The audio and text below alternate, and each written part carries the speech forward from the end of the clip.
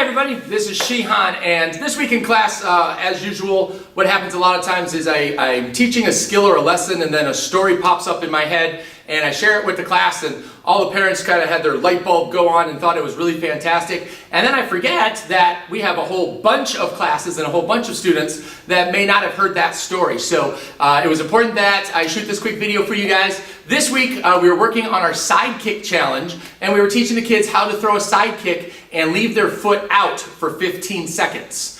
And then what that triggered in my mind was what we call the glass ceiling story.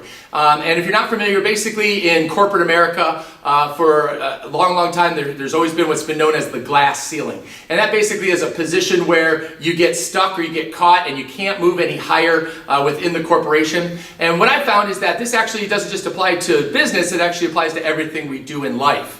And in particular, so I use sidekicks as our example this week. And so what I meant by that is, if you ask your child just to throw, you say, show me your best sidekick. You know, they're going to chamber up and they're going to, bam, they're going to stick a sidekick out. It might be powerful and strong and really nice, but generally it's going to be about waist high. And so what starts to happen is we create a mental glass ceiling. And by doing that, the kids are practicing and they start to think, well, that's my sidekick, that's as high as I can kick, and they never really challenge themselves to go higher.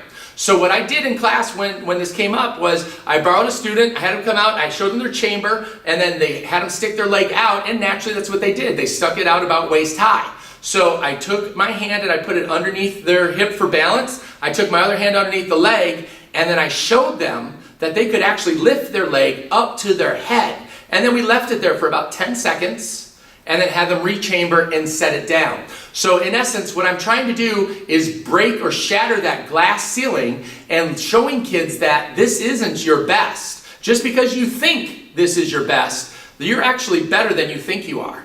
And again, that's another popular lesson or skill that we say in classes. I can always do better than I think I can. And so try to apply this to everything, whether it's making their bed in the morning, you know, trying their best on their push-ups or you know, their homework when we go back to school pretty soon.